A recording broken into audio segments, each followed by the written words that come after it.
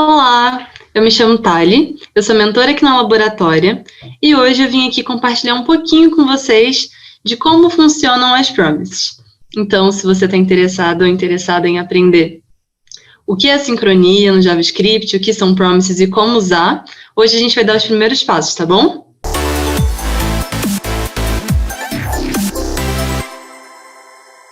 Então vamos lá. Antes de entender o que são promises, a gente precisa entender como o JavaScript funciona, na sincronia dele e na assincronia, tá bom? Sincronia é quando a gente consegue ter uma resposta imediata ao que a gente está fazendo, solicitando. Por exemplo, se eu estou conversando com alguém pessoalmente, no momento em que eu falo, essa pessoa me responde. Ou quando eu estou conversando por ligação. Enquanto eu falo, após eu terminar minha fala, a pessoa me responde. Então, isso é um comportamento síncrono, né? Ele acontece com resposta imediata. No JavaScript, a gente tem esse comportamento também. A gente diz que no JavaScript ele vai ler da linha 1 até o final do meu código, de forma síncrona. Ou seja, ele lê uma linha, faz a resposta dela. Lê outra linha, faz a resposta dela e assim por diante. Então, ele vai funcionar sempre lidando ali com uma resposta imediata. Vamos ver como isso funciona, então?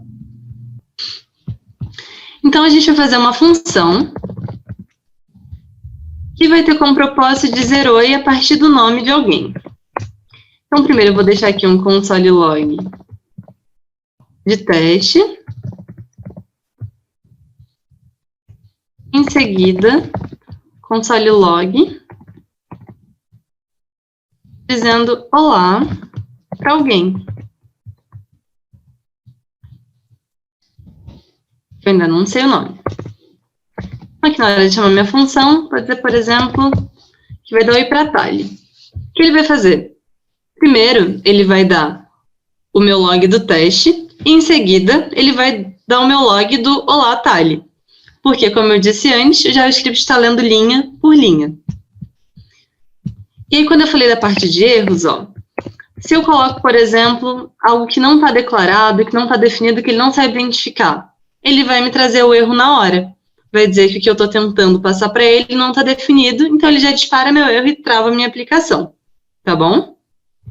Então, esse é o comportamento síncrono do JavaScript. Agora, como o JavaScript trabalha de forma assíncrona? Para isso, vamos entender primeiro a assincronia. A assincronia é quando eu não vou ter a minha resposta imediata. É quando eu preciso esperar um pouquinho alguma coisa e aí, em seguida, eu vou ter a resposta dele.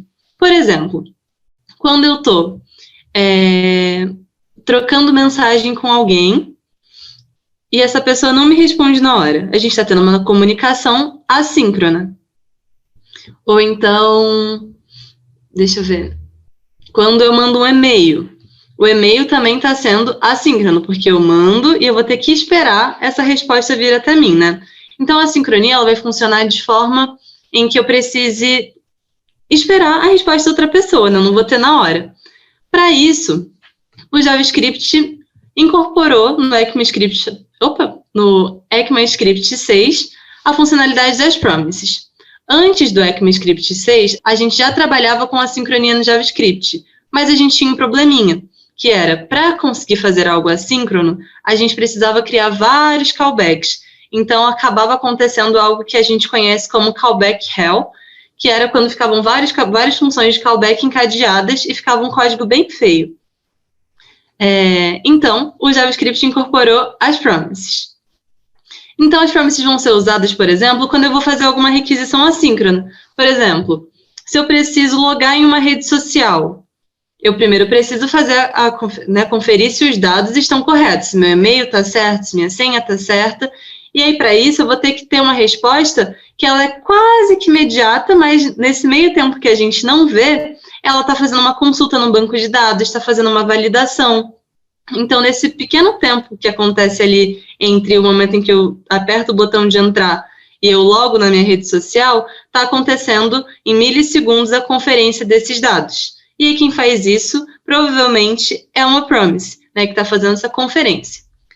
Então, vamos entender um pouquinho como as promises funcionam, como é a estrutura delas. Para eu ter uma promise, eu preciso trabalhar com dois casos. Com o meu caso de sucesso e com o meu caso de rejeição. Por quê? Porque quando eu estou fazendo meu código de JavaScript, ele vai passar pela minha sincronia e ele não vai travar. Ou seja, se eu tiver um erro, eu preciso ter uma tratativa para aquele erro, para que ele não trave totalmente a minha aplicação e eu não consiga mais fazer nada. Então, primeiro a gente tem o caso de resolução, que é meu caso de sucesso. Se minha promise deu certo, beleza, o que eu faço agora? Para ela continuar. Se deu erro, para eu não travar toda a minha aplicação e aparecer aquele errinho vermelho que a gente viu lá no terminal, eu preciso fazer com que ele tenha uma resposta para o meu erro, que a gente vai chamar de reject, tá bom? Então, a gente tem que pensar, antes de tudo, nesses dois casos de promises. E a gente também vai pensar, em segundo plano, que as promises elas precisam ser consumidas para a gente conseguir trabalhar com elas. Então, vamos ver em código como isso funciona? Então, beleza, vamos apagar esse código antigo aqui e vamos criar uma função bem simples de promise. Antes de tudo, a gente precisa criar a nossa promise. Então, vamos criar uma promise de enviar mensagem. Essa promise vai ter um parâmetro de texto, que vai ser o texto que a pessoa vai enviar na mensagem dela. E agora, a gente já vai dar um return, bem aqui no comecinho, e a gente vai instanciar essa promise com new promise. E nesse new promise eu vou ter o meu resolve e o meu reject. Beleza? E aí aqui, a gente vai criar nossas condições. Então, vamos criar aqui uma condição para caso o meu texto seja nulo,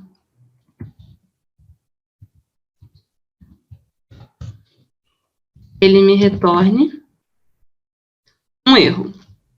Que vai ser reject, escreva uma mensagem. Agora um else, para caso o meu texto não seja nulo, o que ele vai fazer? Ele vai resolver a minha promise. Então, resolve. Mensagem, vamos usar template string aqui que vai ficar mais bonitinho. Mensagem enviada. Vai ser meu texto. Beleza? Então, aqui, a gente está primeiro criando a nossa promise. E agora, eu não posso simplesmente só chamar a minha enviar mensagem. Não posso simplesmente só chamar isso aqui e passar, por exemplo, oi. Aqui não vai estar acontecendo muita coisa. Opa, aconteceu até um errinho de sintaxe aqui. Deixei um parêntese a mais. Então, eu não posso simplesmente só chamar a minha promise, porque nada vai acontecer, né? Porque eu preciso chamar ela consumindo ela. E como a gente vai consumir as promises? A gente tem duas coisinhas chamadas then e catch. O then é o meu caso de consumo de promise para quando ela dá certo, para quando é o resultado que eu espero mesmo. Então, o then sempre vai estar associado ao resolve. Vamos fazer essas associações, tá bom? E o catch a gente vai associar ao reject. Então, o then é o caso de tratativas de promise para o que deu certo, resolve, e o catch para o que deu errado, para a nossa mensagem de erro. Então, vamos ver agora o nosso caso de then, nosso caso de sucesso.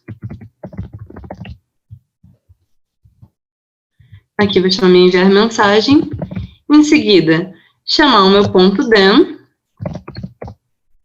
Chamar aqui minha result. Fazer um console.log result, para a gente ver o resultado disso. Em seguida, a gente sempre vai trabalhar com essas duas coisas, tá? Que a gente ainda não sabe qual vai ser a resposta. Então, eu preciso ter o then e o catch quando eu estou consumindo a minha promise, tá bom? Então, aqui a gente vai ter, por exemplo, error. Vou tirar esses parênteses para eles ficarem iguais. Error. Fazer um console log, um console error. Error. Então, vamos ver qual vai ser a resposta disso. Mensagem enviada, oi. Por quê? Porque aqui a gente está chamando o nosso argumento certinho. Eu estou passando uma mensagem para ele enviar. Aqui na nossa condição, a gente disse que se o texto for igual a nulo, né, se ele for vazio, vai precisar dar um erro. Então, como aqui foi nosso caso de sucesso, ele funcionou direitinho. Ele trouxe o nosso resultado, né? Que é o quê? A nossa mensagem do resolve, tá bom? Agora, se a gente não passa nada, se eu passo aqui uma string vazia, o que vai acontecer? Ele vai cair no meu catch, escrevo uma mensagem.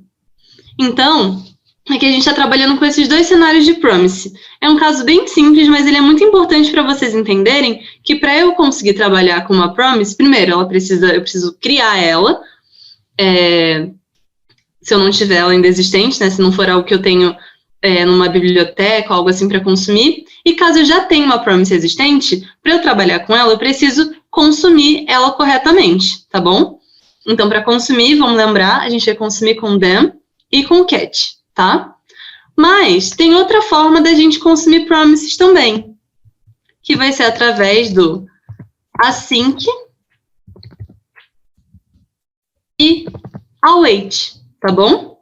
O que é async e await? A gente vai chamar isso de sugar syntax da nossa promise. É como se ela estivesse fazendo esse... É como não, né? Ela está fazendo esse consumo, só que ela vai fazer de uma forma mais enxugadinha, tá bom? Então, vamos criar aqui uma função que vai ser assíncrona. Então, a gente tem que declarar async function na frente dela, por quê? Ela vai estar consumindo uma promise, né? Então, ela vai estar fazendo uma chamada de fora. Então, eu estou notificando para ela, ó, função, vai ter alguma coisa aí dentro de você que vai precisar de uma conferência de dados, né? Eu não vou ter essa resposta de imediato. Então, a gente já avisa para ela enquanto a gente está declarando, deixando ali async. Então, vamos ver async function consumindo promise. Ela vai receber um texto também, porque na promise que ela vai consumir também tem um argumento também tem um parâmetro de texto. A gente vai conhecer dois carinhas novos aqui. Quer dizer, um só. O try.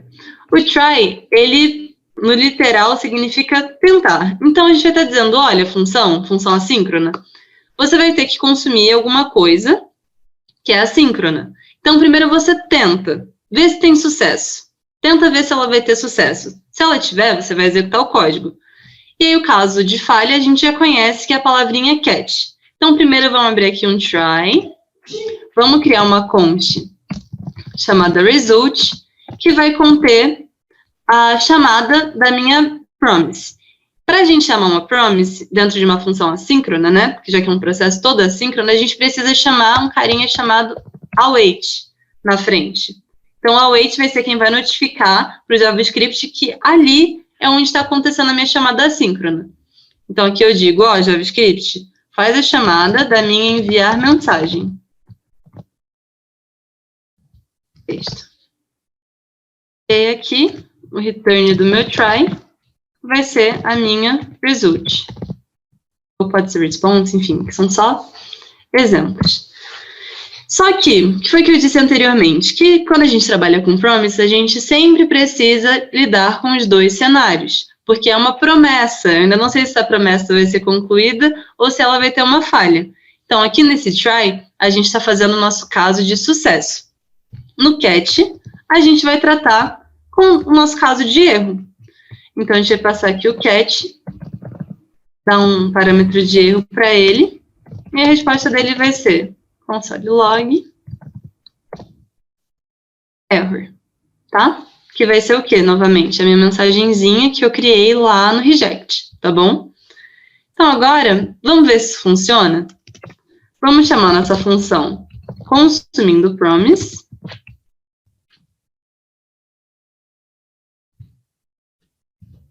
Deixa eu deixar ela melhorzinho aqui.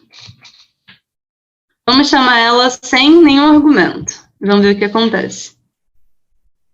Escrevo uma mensagem. E quando eu escrevo a mensagem, o que acontece? Opa, acho que eu preciso colocar um console log aqui na result. Logamos. Então, quando eu coloco a minha mensagem, dá o caso de sucesso, né? Ele aparece lá, mensagem enviada, oi. Então, esses são os dois casos que a gente tem para trabalhar com consumo de promises. Muito provavelmente, no dia a dia, vocês vão encontrar muito mais consumo de promises do que a necessidade de criá-las, primeiramente. Então, é muito importante que a gente tenha em mente esses dois casos de como lidar e solucionar promises, tá bom? Dificilmente vão precisar instanciar o new promise, sempre porque, no geral, vocês já vão ter que consumir elas, né? Ou você vai trabalhar em algum lugar que já tenha várias promises lá e você vai consumir elas, ou então você vai usar alguma biblioteca que já trabalhe com promise e assincronia. Mas, caso não seja esse cenário, a gente já aprendeu como criar uma promise e já aprendeu também como consumi-las. Eu dei exemplos bem práticos, bem simples, para vocês conseguirem entender o início, conseguirem entender primeiro o que é sincronia, terem o primeiro contato com promises. Mas ao longo do tempo a gente pode aprofundar mais, trazer promises mais complexas, enfim, mais alguns exemplos, tá bom? Eu espero que vocês tenham gostado. Se vocês tiverem alguma dúvida, deixa nos comentários também. E eu espero que esse conteúdo ajude vocês a lidarem melhor com promises no dia a dia e que vocês se tornem desenvolvedores com mais conhecimento depois disso, tá bom? Então é isso. Se inscreve no canal da Laboratória para conseguir ver outros vídeos que a gente vai postar por aqui. Deixe o seu like nesse vídeo se você aprendeu alguma coisa hoje. E até logo!